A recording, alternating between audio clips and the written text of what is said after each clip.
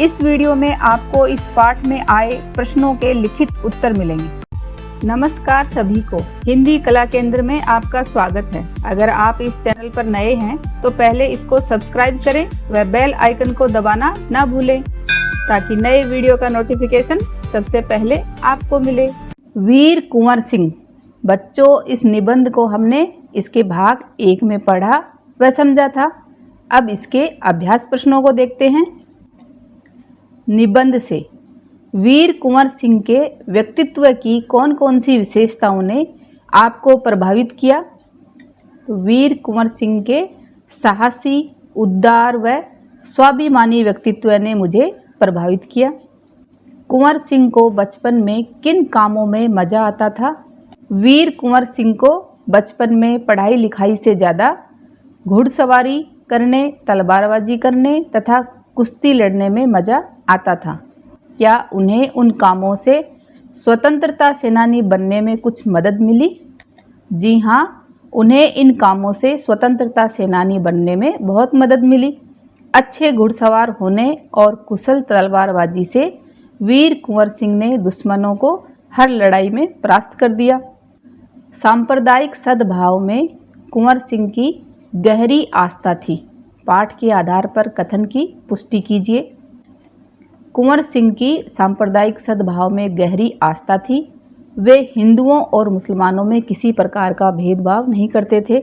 यह भी देखने को मिला कि उनकी सेना में मुसलमान भी उच्च पदों पर थे। दोनों धर्मों के त्यौहार एक साथ बड़ी ही खुशी और सद्भावना से मनाए जाते थे। पाठशालाओं के साथ साथ मकतबों का भी निर्माण भी सांप्रदायिक सद्भाव का ही प्रतीक है।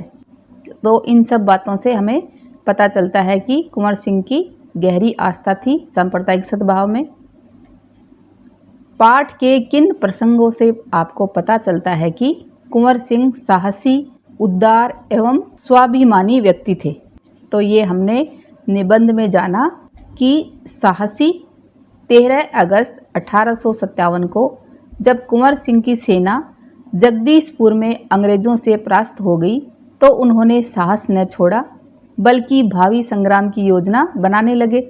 सासाराम से मिर्ज़ापुर होते हुए रीवा, कालपी, कानपुर, लखनऊ से आजमगढ़ की ओर बढ़ते हुए उन्होंने आज़ादी की आग को जलाए रखा। अंत में 23 अप्रैल 1858 को आजमगढ़ में अंग्रेज़ों को हराते हुए उन्होंने जगदीशपुर में स्वाधीनता की विजय पताका फहरा कर ही दम लिया। इस प्रसंग से उनके साहसी होने का पता चलता है। ऐसे ही उदार, वे अत्यधिक उदार स्वभाव के थे। किसी प्रकार का कोई जातिगत भेदभाव उनमें न था। यहाँ तक कि उनकी सेना में इब्राहिम खां और किफ़ायत हुसैन मुसलमान होते हुए भी उच्च पदों पर आसीन थे। वे हिंदू मुसलमान दोनों के त्यौहार सबके साथ मिलकर मनाते थे। स्वाभिमानी, इन्होंने वीरता के साथ साथ स्वाभिमानी की भी मिसाल दी। जब वे शिवराजपुर से गंगा पार करते हुए जा रहे थे तो डगलस की गोली का निशाना बन गए। उनके हाथ पर गोली लगी। उस समय वे न तो वहां से भागे और न ही उपचार की चिंता की, बल्कि हाथ ही काटकर गंगा में बहा दिया। तो इन सब प्रसंगों से हमें पता चला कि कुंवर सिंह साहसी, उदार एवं स्वाभिमानी व्यक्ति थे। आमतौर पर मेले मनोरंजन, खरीद फरोख्त एवं मेलजोल के लिए होते हैं। वीर कुंवर सिंह ने मेले का उपयोग किस रूप में किया? तो ये हमने निबंध में जाना कि आमतौर पर मेले मनोरंजन, खरीद फरोख्त एवं मेलजोल के लिए होते हैं, किंतु वीर कुंवर सिंह ने सोनपुर के मेले का उपयोग स्वाधीनता संग्राम की योजना बनाने के लिए किया। यहाँ लोग गुप्त रूप से इकट्ठे होकर क्रांति के बारे में योजनाएं बनाते थे।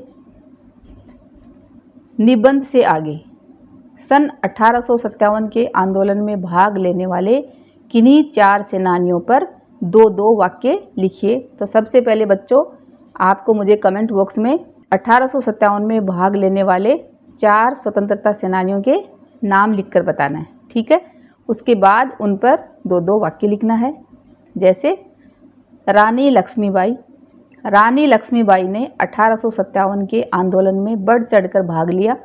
रानी ने वीरतापूर्वक झांसी की रक्षा की और अंग्रेजों का डटकर सामना किया। अंत में रानी ने अपनी वीरता व शौर्य का परिचय देते हुए वीर गति प्राप्त की। मंगल पांडे भारतीय स्वतंत्रता सेनानी थे, जिन्होंने 1857 में भारत के प्रथम स्वाधीनता संग्राम में महत्वपूर्ण भूमिका निभाई।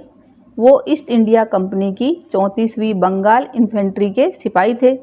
मंगल पांडे द्वारा गाय की चर्बी मिले कारतूस को मुंह से काटने से मना कर दिया था।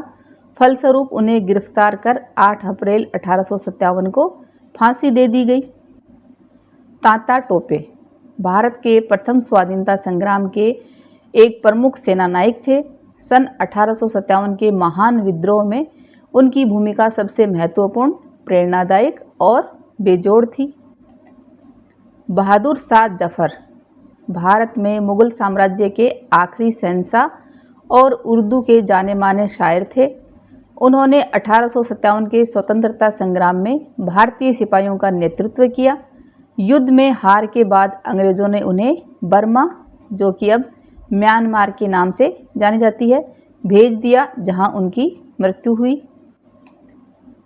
सन 1857 के क्रांतिकारियों से संबंधित गीत विभिन्न भाषाओं और बोलियों में गाए जाते हैं।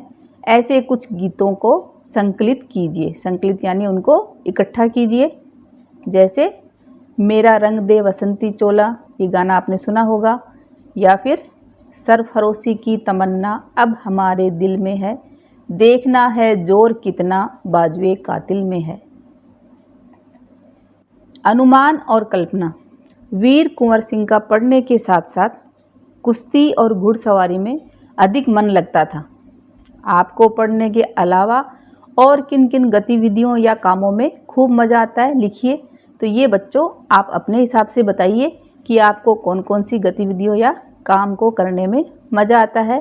जैसे मुझे पढ़ने के साथ साथ कहानियों की किताबें पढ़ना, चित्रकारी करना और संगीत सुनने में खूब मज़ा आता है। ये आप अपनी रुचि के अनुसार बताइए। सन 1857 में अगर आप 12 वर्ष के होते तो क्या करते, कल्पना करके लिखिए। तो ये भी आप अपनी कल्पना से बताइए। जैसे अगर मैं 1857 में 12 वर्ष की होती तो रानी लक्ष्मीबाई के युद्ध कौशल से अवश्य प्रभावित होकर घुड़सवारी सीखती। आपने भी कोई मेला देखा होगा।